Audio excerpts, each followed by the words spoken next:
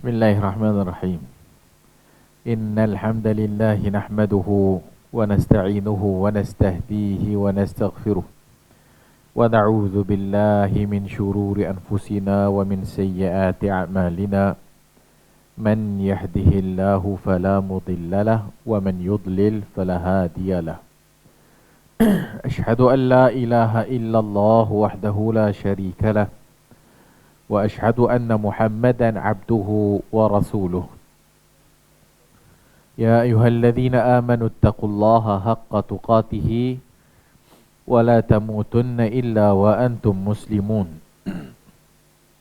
Ya ayyuhalladzina amanu taqullaha wa qulu qawlan sadida yuslih lakum a'malakum wa yaghfir lakum dhunubakum wa man yuti'illaha wa rasulahu faqad faza fawzan 'azima. Amma ba'd.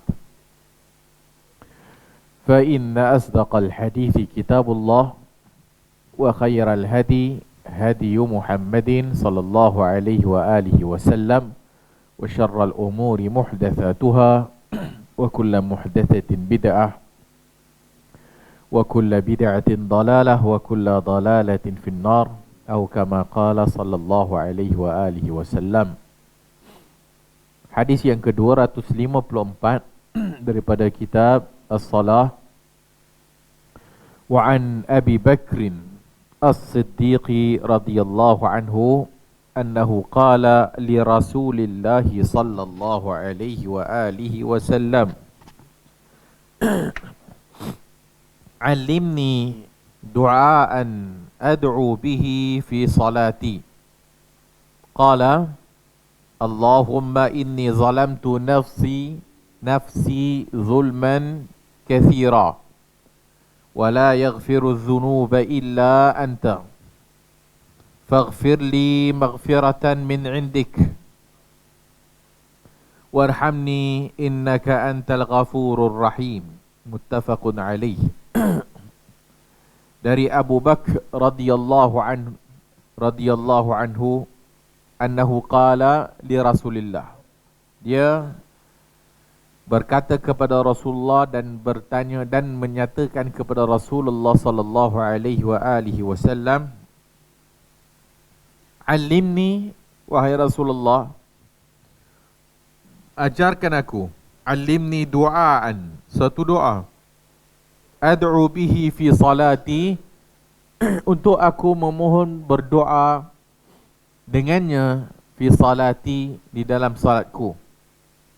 Qala, kata Rasulullah sallallahu alaihi wa alihi wasallam, qul, katakanlah ataupun ucapkanlah, Allahumma inni zalamtu nafsi zulman kathira. Ya Allah, inni zalamtu, sesungguhnya aku zalamtu, menzalimi diriku, nafsi zulman kathira, dengan kezaliman yang banyak. Wala yaghfiru dhunuba illa ant, dan tidak ada yang boleh mengampunkan dosa-dosa illa anta, melainkan engkau. Faghfirli, ampunilah aku, maghfiratan min indik, suatu keampunan daripada sisimu. Warhamni, rahmatilah aku, innaka antal ghafurur rahim, sesungguhnya anta al-ghafur, engkau adalah maha pengampun, ar-rahim, maha pengasihani. Muttafaqun alaihi al-Bukhari wa Muslim. Hadis ni menunjukkan bahawasanya Abu Bakar radhiyallahu anhu adalah satu orang yang cuba sedaya upaya mencari peluang untuk belajar sesuatu daripada Rasulullah sallallahu alaihi wa alihi wasallam. Dan antara fiqh dipanggil min fiqhi Siddiqi radhiyallahu anhu, annahu alima anna salata hiya aqrabu silah bainal abdi wa baina rabbih. Dia mengetahui bahawasanya salat itu adalah suatu amalan yang akrab, lebih dekat hubungannya di antara seorang hamba Allah dengan Tuhannya. Wa annaha ihdal ahwal allati yustajabu fiha ad-du'a, dan Abu Bakar radhiyallahu anhu mengetahui bahawasanya salat adalah salah satu keadaan di mana doa seseorang yang sedang berada di dalam salat adalah mustajab. Maka Abu Bakar radhiyallahu anhu talaba minan nabi, maka dia pun minta kepada Nabi sallallahu alaihi wasallam mengajarkan kepada dia anfa'u doa, doa yang paling bermanfaat, wa ansab du'a'u fi hadzal maqam fa'alimahu an-nabiy sallallahu alaihi wasallam. Maka dia bertanya kepada Rasulullah untuk mempelajari sesuatu yang doa yang terbaik. Walaupun doa ni kita tahu bahawasanya luas, dan doa Abu Bakar radhiyallahu anhu dan para sahabat yang lain bukan tak tahu doa apa saja nak minta-minta lah, sebagaimana yang telah lalu iaitu dalam sujud dan sebagainya. Nabi SAW suruh banyakkan doa. Antara fiqh Abu Bakar, kefahaman dan juga dalam rangka mengejar al-khairat, kebaikan, maka Abu Bakar radhiyallahu anhu minta Nabi SAW ajarkan doa kat dia. Ajarkan doa kepada dia dalam solat, yang dia tahu dalam keadaan solat ni seorang hamba dekat dengan Tuhannya, dan antara tempat yang mustajab doa adalah dalam solat, dan yang paling mustajab lagi adalah ketika mana sujud dan sebelum bagi salam. Maka hadis-hadis doa yang kita bacakan bermula daripada yang minggu lalu, iaitu mohon perlindungan daripada 4 perkara tu, maka dia dibaca setelah daripada tasyahud. Dia dibaca setelah tasyahud. Maka setelah tasyahud, maka itu adalah tempat berdoa. Maka disuruh kita banyakkan doa, dan Nabi SAW menyatakan doalah dengan apa yang kamu suka dan apa yang kamu nak. Maka Abu Bakar pun minta kepada Nabi SAW, alimni du'aan ad'u bihi fi salati. Wahai Rasulullah, ajarkan kepadaku satu doa yang aku boleh membacanya di dalam salat. Maka Nabi pun ajar doa yang kita bacakan ni. Maka bila Nabi SAW mengajarkan kepada Abu Bakar radhiyallahu anhu dan ianya dibaca di dalam salat, maka ianya juga adalah petunjuk untuk umat, dan dia juga adalah petunjuk untuk kita semua. Maka mudah-mudahan Allah Ta'ala memberikan ganjaran yang besar kepada Abu Bakar radhiyallahu anhu dengan pertanyaannya itu. Maka kita mendapat faedah daripada jawapan Nabi SAW. Maka doa yang diajar kepada Abu Bakar radhiyallahu anhu, Allahumma inni zalamtu nafsi zulman kathira. Dan banyaknya doa Nabi ni adalah doa yang Nabi ajar kepada umat ni, adalah doa memohon keampunan dari Allah Azza wa Jalla. Sebagaimana yang telah kita sebut banyak kali dalam kehidupan harian kita ni, ataupun dalam kehidupan dekat dunia ni, tak adalah matlamat yang paling besar sekali setiap hamba nak, melainkan setiap hamba menginginkan Allah Subhanahu wa Ta'ala mengampunkan dosanya, dan Allah Ta'ala memaafkan dia dan merahmati dia. Itulah adalah matlamat, dan itu adalah kemuncak kepada permohonan, kemuncak kepada permintaan seorang hamba kepada Allah Azza wa Jalla. Walaupun boleh saja diminta kepada yang lain-lain ataupun benda-benda yang lain, tapi banyaknya doa Nabi ni bila Nabi ajar adalah doa supaya kita ni memohon kepada Allah Subhanahu wa Ta'ala keampunan. Dan juga Nabi SAW bila dia mengajarkan kepada kita doa Allahumma inni zalamtu nafsi zulman kathira, Nabi mengajarkan kepada kita cara berdoa. Di antara cara ataupun di antara kaedah kita berdoa sebelum kita memohon itu adalah mengiktiraf dosa yang kita buat.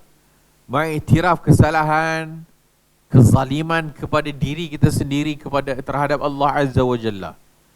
Sebagaimana doa istighfar, Sayyidul istighfar an taqul Allahumma anta rabbi la ilaha illa ant khalaqtani wa ana abduk wa ana ala ahdika wa wa'dika mastata' a'udzu bika min syarri ma sana'tu abu'u laka bi ni'matika alayya wa abu'u bi dhanbi faghfir li fa innahu la yaghfiru dhunuba illa ant.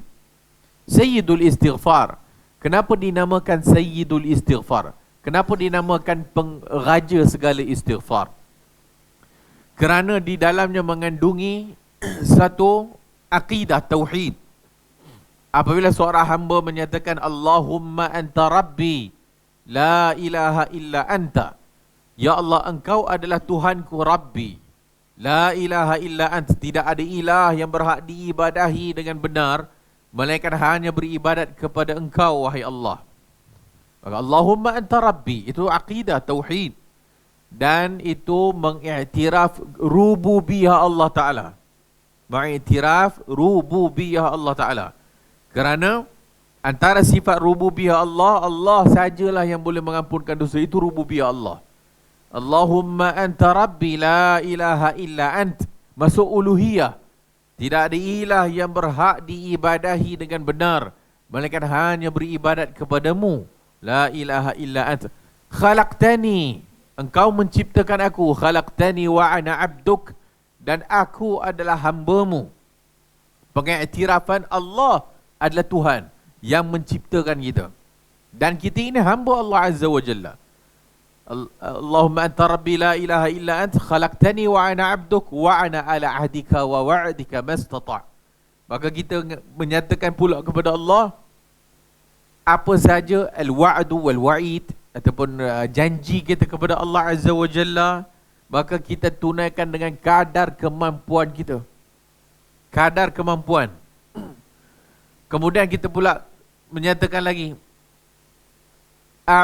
Allahumma anta rabbi la ilaha illa ant khalaqtani wa ana abduk wa ana ala ahdika wa wa'dika mastata' a'udzu bika min syarri ma sana'tu. Aku mohon perlindungan daripada keburukan yang aku lakukan. Mengiktiraf keburukan yang kita buat. Kemudian abu'u laka bi ni'matika alayya. Iktiraf pula nikmat yang Allah bagi kat kita. Abu'u laka bi ni'matika alayya. Aku mengaku atas nikmat yang engkau berikan kepadaku. Kenapa dikaitkan dengan nikmat? Kerana kita ni manusia lemah, dan kita selalu lupa Allah Ta'ala bagi kita nikmat yang banyak sekali. Allah Ta'ala bagi kita kehidupan yang bagus. Allah Ta'ala bagi gaji besar. Allah Ta'ala bagi isteri. Allah Ta'ala bagi anak pinak. Allah Ta'ala bagi macam-macam dalam kehidupan harian kita ni. Allah Ta'ala bagi macam-macam nikmat yang tak terkira banyak. Tapi dalam masa yang sama kita buat dosa kepada Allah Azza wa Jalla. Dengan nikmat yang Allah bagi kepada kita, itu belum lagi nikmat mata, nikmat telinga, nikmat apa lagi tangan, nikmat kaki, dan semua sekali lah nikmat. Oleh kerana nikmat yang banyak ni Allah bagi kata abu'u laka bi ni'matika alayya. Aku mengaku atas nikmat engkau yang engkau berikan kepadaku. Wa abu'u bi zanbi faghfirli. Dan aku mengaku dosa aku terhadapmu. Faghfirli, ampunilah dosaku. Mengakui nikmat Allah. Oleh kerana nikmat Allah ni banyak, dalam masa yang sama kita buat maksiat juga kepada Allah Ta'ala, maka kita diajar oleh Nabi sebut benda tu, supaya bila kita menyebut istighfar ini, kita mendatangkan semua nikmat yang Allah bagi kat kita ni, supaya kita berfikir bahawasanya nikmat yang Allah bagi banyak ni, kenapa masih lagi bermaksiat? Nikmat yang Allah bagi banyak ni, kenapa masih lagi tidak mau taat kepada perintah Allah Azza wa Jalla? Abu'u laka bi ni'matika alayya wa abu'u bi dhanbi. Aku mengaku dosa-dosa aku. Faghfirli, ampunilah aku. faghfirli fa innahu la yaghfiru dzunuba illa ant. Sesungguhnya tidak ada yang mengampunkan dosa melainkan Engkau, wahai Allah Azza wa Jalla. Itu dipanggil Sayyidul Istighfar kerana mengandungi di dalamnya aqidatut tauhid, mengakui kerububiyahan Allah, mengakui keuluhiyahan Allah, mengakui nikmat yang Allah bagi atas diri kita ni, dan mengakui dosa yang kita buat terhadap Allah Azza wa Jalla. Maka baru berikutnya mohon keampunan kepada Allah Azza wa Jalla. Begitu juga doa yang Nabi ajar kepada Abu Bakar ini.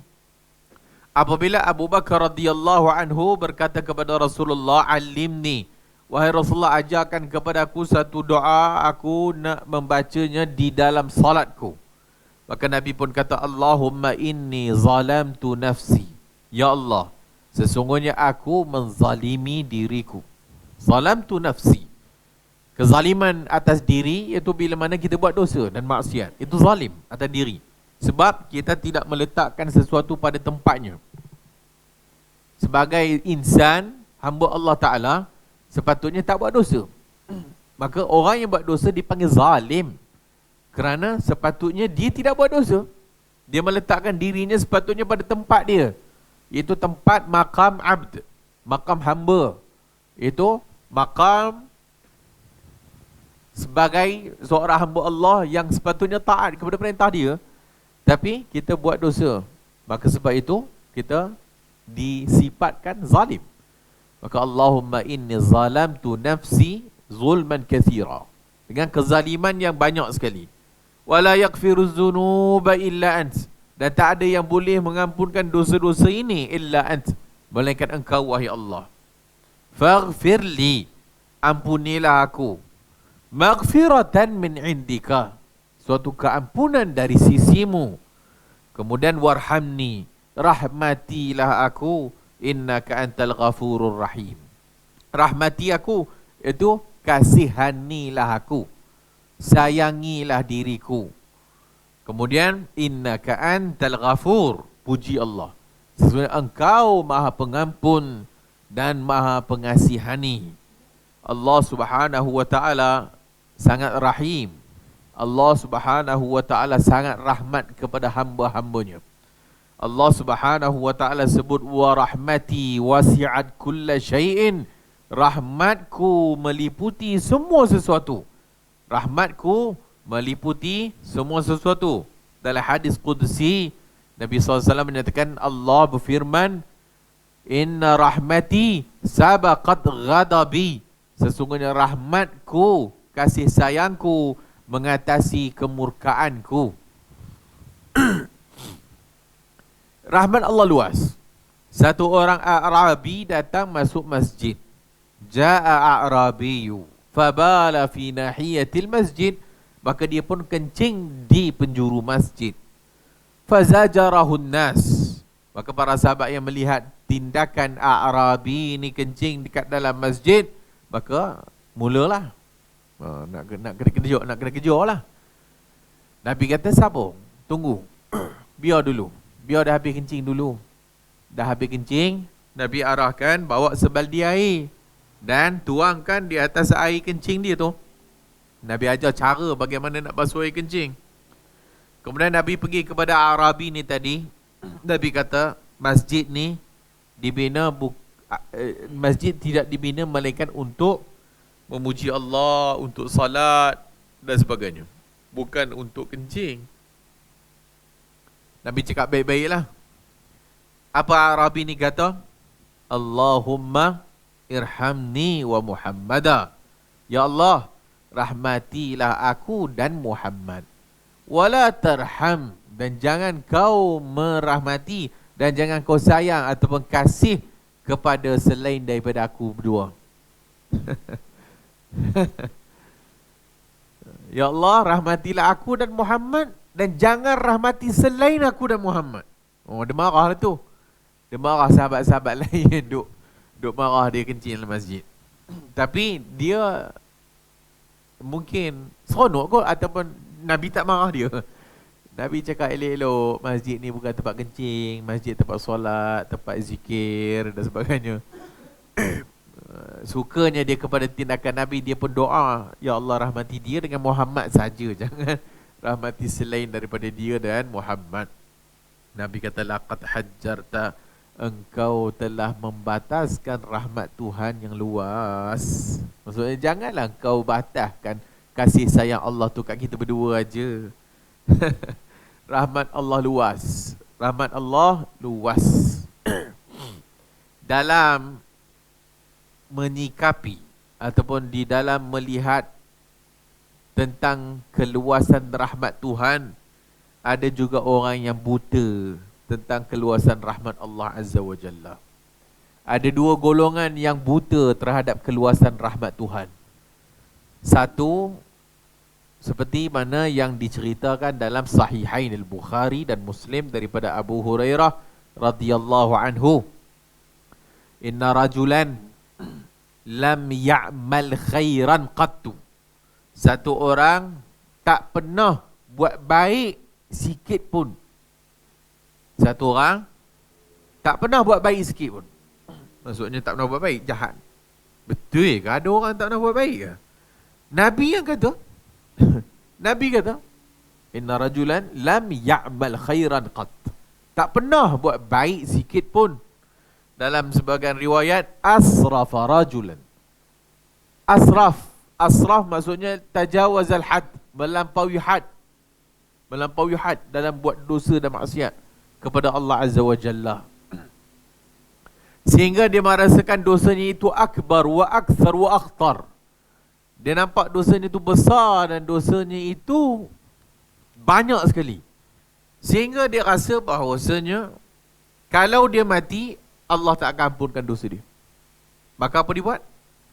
Fa'awsa banihi. Maka dia pun wasiatkan kepada anak dia. Esok, lau anni au lau mitu. Kalau aku mati besok, fa'ahriqu. Bakarlah mayat aku ni. Bakar. Kemudian, bahagikan dua debu. Debu tu bahagi dua. Sebahagian campak dekat laut, sebahagian campak dekat daratan. Dalam riwayat lain, tunggu angin yang kuat bertiup dulu. Ambil bahagi dua abu dia ni, abu yang dah dibakar ni. Tunggu angin yang bertiup kencang, baru lepaskan debu tu. Punya nak debu tu berserakan nak. Dan separuh lagi tunggu angin kuat dekat laut, baru campak.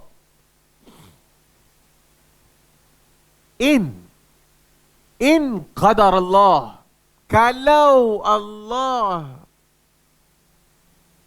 nak, atau kalau Allah mampu, la yu'adzibanni, akan diazabnya aku ni dengan suatu azab yang tak pernah diazab sebelumnya. Dia kata, kenapa dia buat tindakan tu? Kerana dia rasa dengan bakar badan dia dan dah jadi abu, dicampak di daratan separuh dan dicampak di lautan separuh, dia rasa bahawa Allah tidak ada kuasa untuk mengazab dia dah. Sebab dah jadi abu. Bahkan abu tu pun dah berterbangan, dah habis dah. Dia rasa bahawasanya Allah Ta'ala tak mampu nak himpun balik untuk mengazab dia. Dia rasa gitulah. Anaknya pun, matilah dia ni, maka anak buat sebagaimana yang disuruh oleh bapak dia ni tadi. Kemudian Allah Subhanahu Wa Ta'ala bangkitkan dia ni. Dan fa'amara al-bahar, Allah arahkan laut, wa jama'a ma fih, Allah perintahkan laut himpun apa yang dicampak dalam laut tu. Dan Allah perintahkan daratan himpun. Kemudian Allah bangkitkan dia pada hari akhirat besok di hadapan Allah Azza wa Jalla. Bila dah dibangkit di hadapan Allah Azza wa Jalla, Allah tanya, lima fa'alta hadha? Kenapa buat macam ni? Allah tanya kepada dia, kenapa buat macam ni? Kenapa wasiatkan supaya bakar, kemudian bahagi dua abu, campak separuh di lautan dan campak separuh di daratan? lima fa'alta hadha. Kenapa buat demikian? Qala, kerana min khasyiatika ya Rabb, kerana takutkanmu wahai Tuhan. Kerana takutkanmu wahai Tuhan. Sebab tu dia buat macam tu. Sebab dia takut Allah.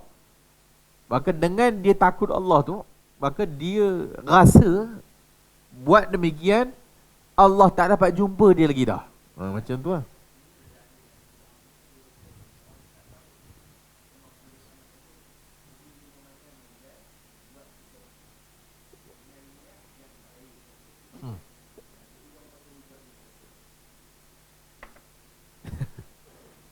Tak apa, kita sambung dulu.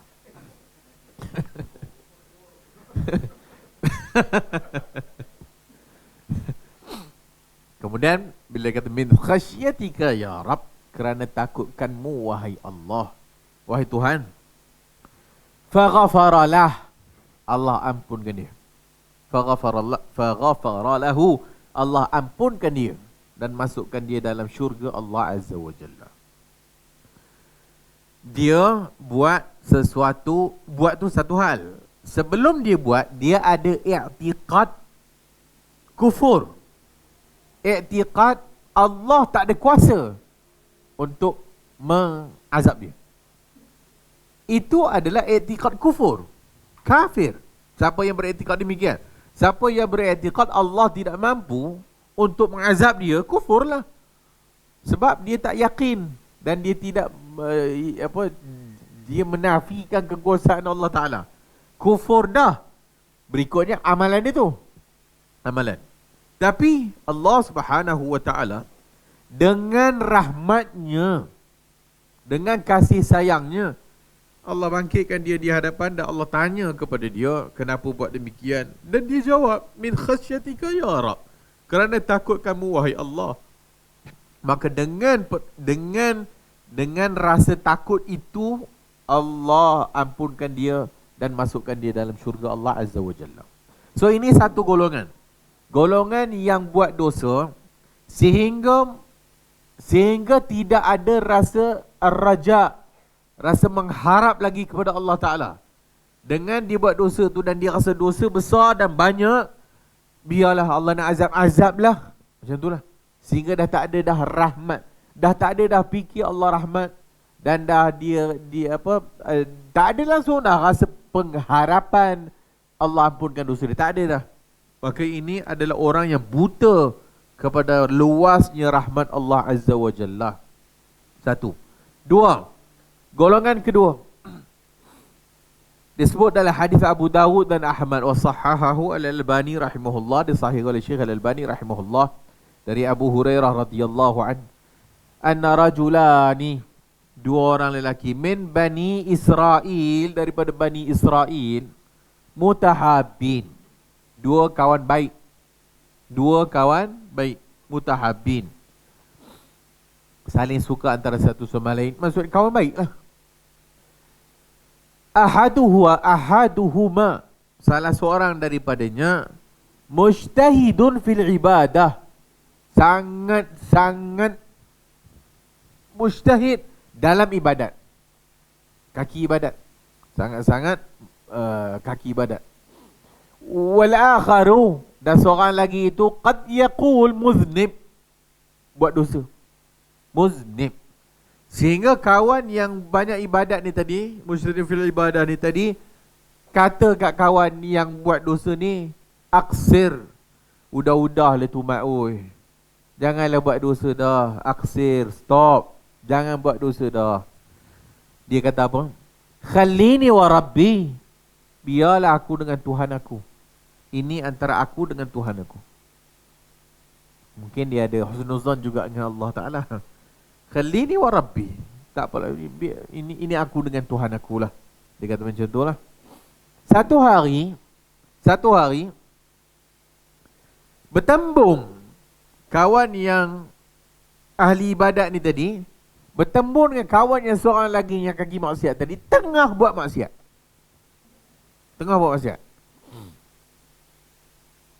Kemudian aksir, jangan buat ni maksiat ni, stop, Apa halnya? Jangan buat maksiat, tegurlah. Kawan ni kata, khalini wa rabbi, biarkan aku, ini akan antara aku dengan Tuhanku. Adakah engkau bu'ista alaina raqiban?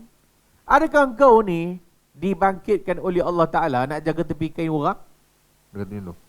Dia marah lah. Dia marah kawan ni tadi. Dah kantui kata orang. Nampak? Yang sebelum tu tak nampak depan mata. Dia tahulah kawan ni buat maksiat tapi tak nampak depan mata. Tapi dah nasihat dah. Tapi satu hari bertembung dia buat maksiat. Nampak depan mata. Ta'zamahu. Dan dia lah depan mata. Maka dia kata, apa hal ni, jangan buat maksiat. Kawan ni pun mungkin marah lah. Khalini wa rabbi, adakah kau ni diutuskan untuk jaga aku? Dia kata kopi itulah. Lalu kawan yang tegur ni tadi mungkin marah juga, bengang kot. Maka dia pun kata, Allah Ta'ala tak akan mengampunkan dosa kau selama-lamanya. Innallaha la yaghfir, Allah tak mengampunkan dosa kau abadan, dia kata. Wala yudkhilukallahu aljannata abadan, dan engkau tidak akan dimasukkan dalam syurga selama-lamanya. Dia kata kopi tu kat kawan yang buat maksiat ni tadi.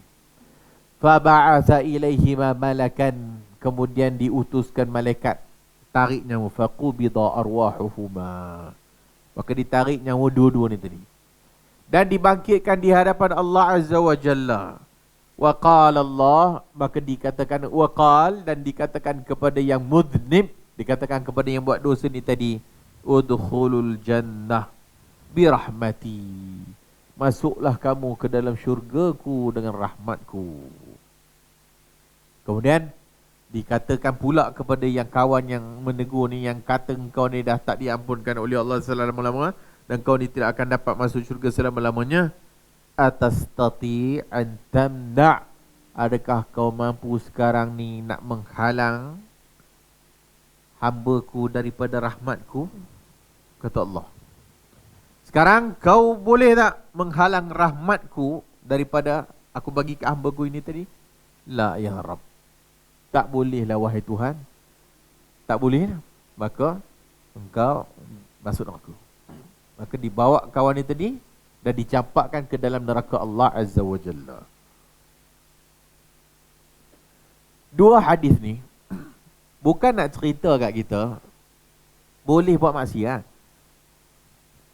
Hadis ni bukan difahami bahawasanya kalau macam tu seolah-olahnya macam orang yang rahmat, orang yang ar-raja'-nya lebih dan takut dia tak ada langsung. Kan kita ar-raja' wal khauf kena seimbang. Ar-raja' mesti seimbang dengan al-khauf. Rasa mengharapkan Allah mesti seimbang dengan rasa takutkan Allah. Baru dia balance dan baru dia betul caranya. Tapi kalau orang yang janib, bahagian yang takut itu terlampau sehingga dah tak ada ar-raja', jadi yang kawan pertama tadi tu.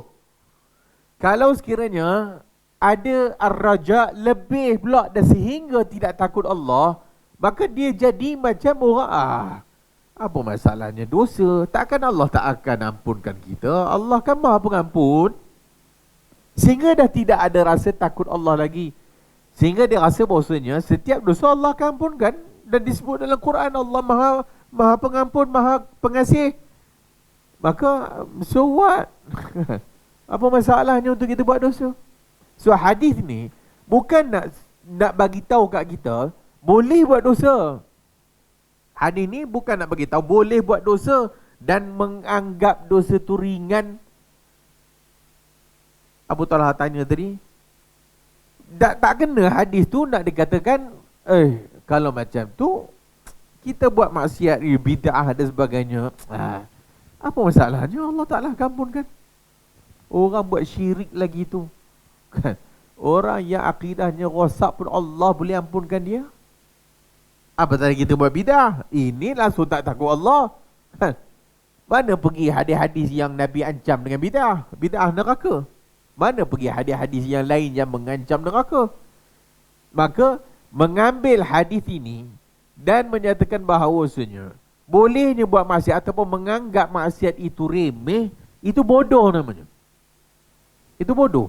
Maka itu juga buta daripada rahmat Tuhan. Rahmat Allah Ta'ala tak akan dibagi kepada orang yang buat maksiat. Itu asal. Nabi SAW kata, kullu ummati yadkhuluna al-jannah birahmati. Semua umatku masuk syurga dengan rahmat Tuhan, dengan rahmat Allah. Adakah engkau wahai Muhammad juga masuk dengan rahmat Tuhan? Ya. Nabi kata ya. Maksudnya kita ni masuk dengan rahmat Tuhan, bukan dengan amalan rupanya. Habis tu hadis yang Nabi kata i'malu tu ke bendanya? I'malu, beramallah kamu semua. Bila ada dikatakan kepada para sahabat yang pada ketika itu mendengar semuanya telah ditentukan oleh Allah, baik dan buruk adalah ditentukan oleh Allah Ta'ala, syurga neraka ditentukan oleh Allah Ta'ala, apa mereka kata kepada Rasulullah? Habis itu, untuk apa kita beramal lagi? Nabi kata, i'malu, beramallah kamu semua, dan setiap orang dimudahkan kepada apa yang telah ditentukan untuknya. Sahabat datang kepada Rasulullah tanya, ayyul amali afdal?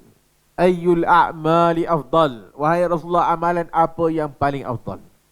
Sahabat lain pula tanya kepada Rasulullah, ayyul amal yudkhilunil jannah? Akhbirni bi'amalin. Wahai Rasulullah, tolong beritahu kepadaku suatu amalan yang memasukkan aku dalam syurga. Wahai Rasulullah, bagi tahu aku satu amalan yang boleh menghindarkan aku daripada neraka. Maka adakah bertentangan hadis itu? Hadis itu tak bertentangan langsung. Kerana rahmat Allah, macam mana cara nak dapat rahmat Tuhan kalau dah tak beramal? Memang kita tidak masuk syurga dengan amalan, kerana amalan kita tidak layak pun nak masuk syurga. Memang tak masuk pun dengan amalan kita. Kalau nak banding amalan yang kita buat dengan syurga Allah, muka tebal kita ni tak malu. Tapi kita masuk dengan rahmat Tuhan. Baik, macam mana nak dapat rahmat Tuhan? Hadis wali. Jangan engkau perang wali dengan waliku kan. Apa dia wali Allah? Mazalah, senantiasalah hamba-Ku mendekatkan diri kepadaku dengan amalan fardu. Dan senantiasalah hamba-Ku mendekatkan diri kepadaku dengan amalan nawafil, amalan sunat. Hatta uhibbahu, sehingga aku mencintainya. Fa idza ahbabtuhu, dan kalau aku mencintainya, maka semua-semua tu lah sehingga akhir hadis tu. Maksudnya, nak dapat kasih sayang Allah mesti dengan amalan. Tapi bukan sebab amalan kau masuk syurga, tapi kena ada amalan lah untuk menarik perhatian Tuhan kepada kita. Dan kalau kita duduk goyang kaki, apa yang kita nak harapkan rahmat Tuhan? Tapi kalau kita berusaha sekadar apa yang kita mampu, seperti yang Nabi kata, apa yang ku perintahkan, fa'tu minhu mastata'tum, buat kadar kemampuan.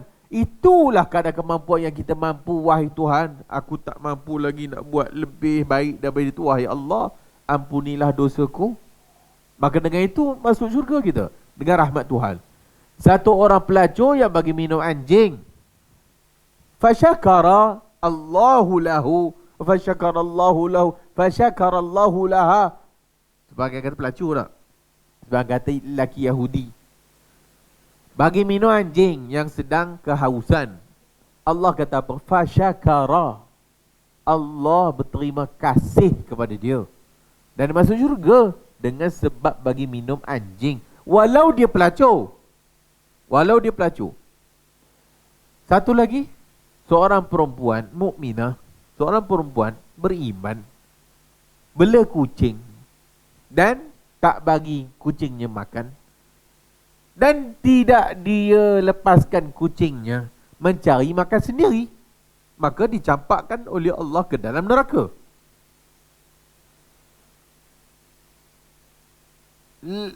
Satu kalimat yang diucapkan oleh satu orang yang mengundang ridwanullah, satu kalimat yang diucapkan oleh satu orang mengundang cinta Allah, Allah ampunkan dia, masukkan dia dalam syurga. Hanya satu kalimat.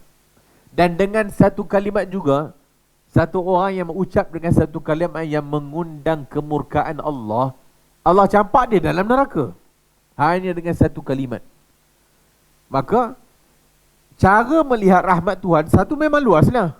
Tapi jangan rasa lebih syok sendiri kata orang, sehingga engkau tidak takut kepada Allah dalam buat maksiat.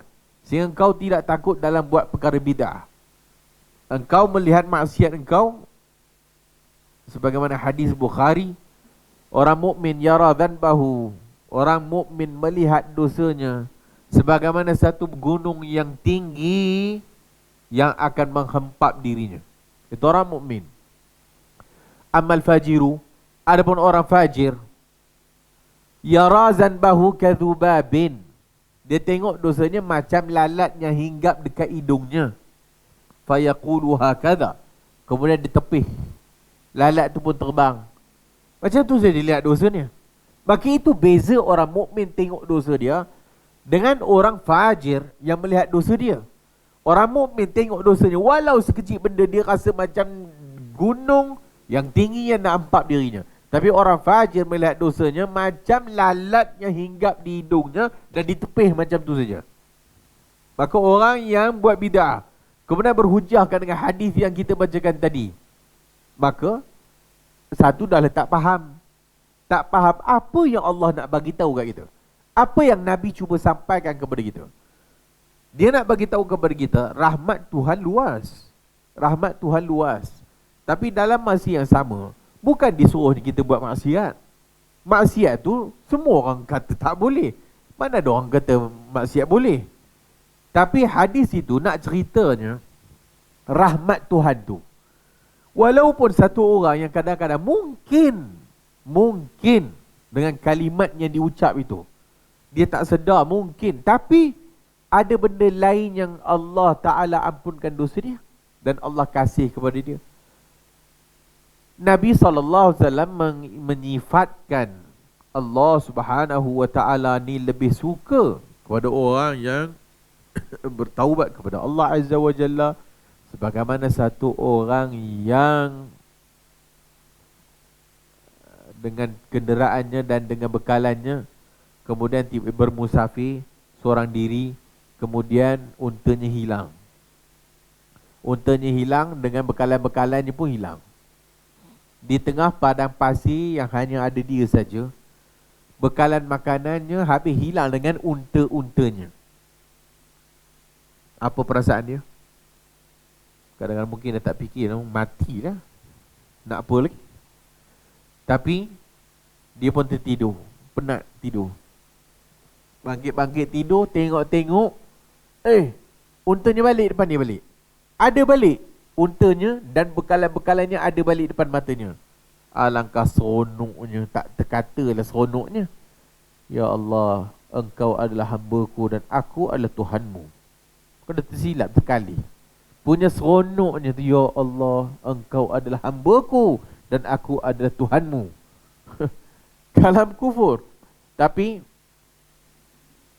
para ulama menggunakan dalil itu nak bagi tahu bahawa kadang-kadang amalan ataupun kadang-kadang satu orang yang apa orang kata ya, tersilap dan sebagainya, Allah Subhanahu Wa Taala Maha Rahmat.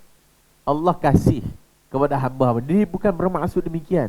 Dia tidak bermaksud untuk kata dia Tuhan dan Allah hamba. Dia tak maksud gitu. Tapi oleh kerana seronoknya itu, maka dia sabkul lisan.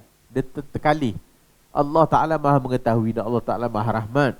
Maka hadis dua tadi ulang balik, dia bukan dalil untuk boleh dianggap ataupun boleh senang-senang nak buat dosa, maksiat dan bid'ah. Tak. Hadis tu bagi tahu kepada kita satu dosa-dosa yang kita buat, apa-apa pun Allah Subhanahu Wa Taala boleh mengampunkannya dengan rahmat. Tapi jangan melihat pula hadis tu dengan punya seronok dan suka hati sehingga tidak ada rasa bimbang dan takut lagi kepada Allah Ta'ala pun tak boleh jugalah. So itu dua golongan yang melihat bahawa ataupun yang buta dan tidak melihat rahmat Allah Ta'ala itu maha luas.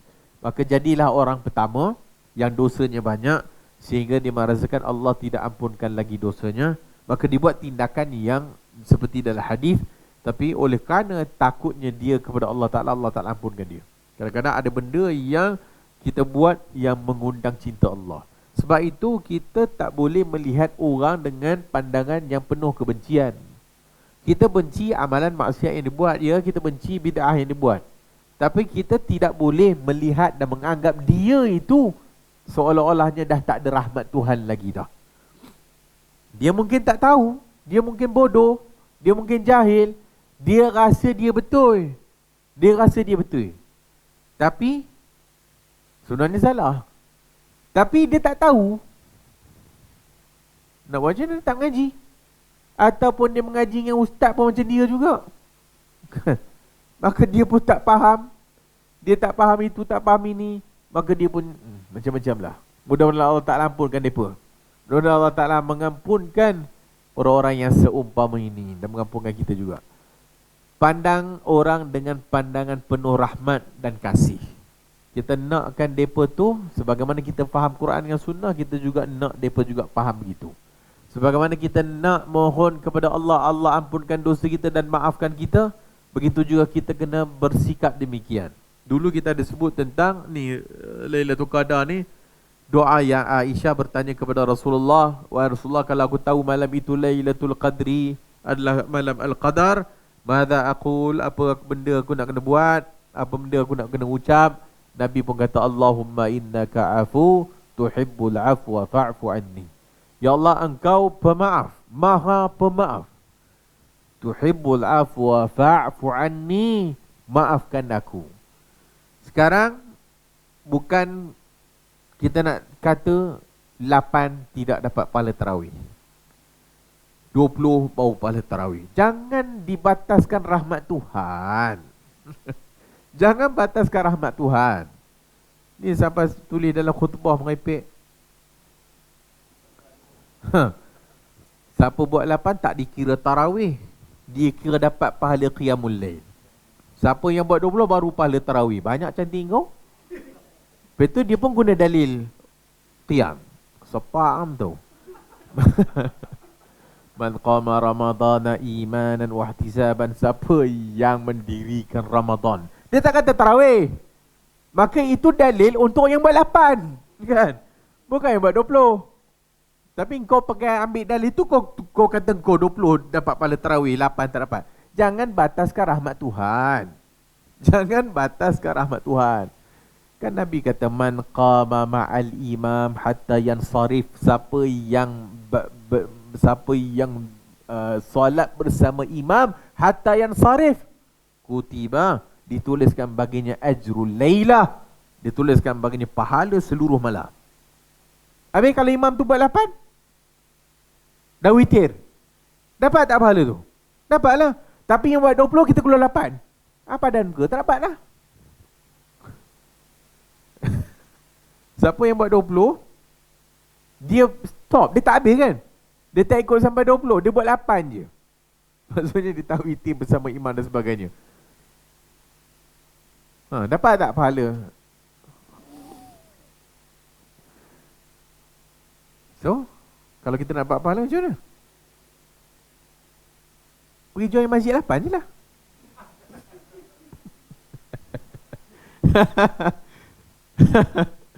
Jangan batas rahmat Tuhan. 8 ke 20 ke, tak bangkit langsung ke pun mana tu? Ataupun dia pakai kencing je, lepas dia kencing dia ambil wuduk, kemudian dia baca Quran, dia tak semayang. Ataupun dia bangkit istighfar, astaghfirullah, astaghfirullah, astaghfirullah. Tak buat 20, bangkit pula tengah malam, buat zikir munajat ramai, astaghfirullahalazim, pun seronok nyanyi nak. Apa pun tak tahu, punya seronok menyanyi. Makna istighfar pun tak datang. Apa punya seronok. Betul, tiba-tiba ada orang menangis. Kita pun menangis lah sebab orang lain menangis. Agak-agak dapat lah. Dengan orang yang mungkin dia tak semayang, dia tak solat, tapi dia solat, mungkin dia solat isyak saja, maghrib isyak, tapi Allah Ta'ala rezekikan dia bangkit tengah malam dan dia istighfar, dia terkenang dosa dia. Bangkit hanya tengah malam. Dan dia mungkin kadang agak macam, rasa macam lain macam malam ni.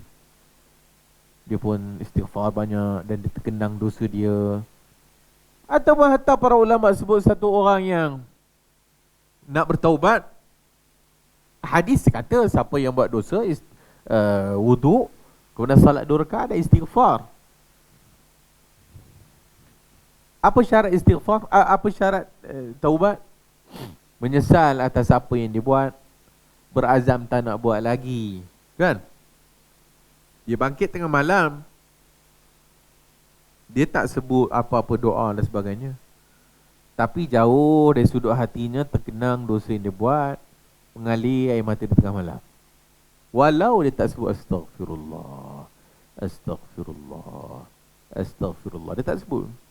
Tapi dia duduk tengah malam, dia terkenang dosa dia banyak, sehingga mengalir air mata dia, terkenangkan dosa-dosa dia. Mana tahu orang yang seumpama ini lagi bagus, dan mungkin dia Allah Ta'ala ampunkan dosa dia, dan mungkin dia dapat kebaikan yang begitu banyak daripada mungkin kita yang buat 20 dan sebagainya. Tengok pula buat apa, buat 8. Apa, orang muda buat 8. Tengok aku ni orang tu. Sekarang bukan masa untuk tengok kat orang. Sekarang bukan masa untuk judge orang. Yang tadi, hadis yang kita bacakan tadi tu, oleh kerana dia merasa dirinya bagus, hatta yuhaqqimuka ala ibadillah, sehingga dia menghukum atas hamba Allah Ta'ala yang lain. Dia rasa dia bagus, maka dia hukum kepada hamba Allah Ta'ala yang lain. Tengoklah dia buat dosa ni, tak ada rahmat Tuhan langsung lah kat bapak ni semua. Kita tak tahu amalan inda khawatimihi, al-a'mal inda al-khawatim, atau al-a'mal, amalan itu di akhir-akhir hidupnya. Berapa ramai orang yang mungkin buat maksiat, tapi mungkin di akhir-akhir dia istighfar dan dia taubat kepada Allah Ta'ala, dan di akhir-akhir dia bagus. Yang kita pun tak tahu. Itu antara dia dengan Tuhan. Maka itu adalah antara kita dengan Allah Azza wa Jalla. Waktu ini bukan melihat orang dan bukan menghukum orang. Yang sepatutnya kita melihat semua, kita nak rahmat Tuhan. Dan rahmat Tuhan begitu luas sekali. Dan insyaAllah semua orang, kita doakan semua dapat kebaikan Lailatul Qadri. Dan mudah-mudahan Allah Ta'ala tidak haramkan kita daripada mendapat kebaikan Lailatul Qadri, malam Al-Qadar. Mudah-mudahan Allah Ta'ala ampunkan dosa kita, mudah-mudahan Allah Ta'ala rahmati kita, dan mudah-mudahan Allah Ta'ala ampunkan seluruh dosa orang-orang mukmin, muslim yang masih hidup dan yang telah pun pergi meninggalkan kita. Mudah-mudahan Allah Ta'ala rahmati kita semua dan masukkan kita dalam syurga Allah Subhanahu wa ta'ala. Wallahu a'lamu bis-shawab.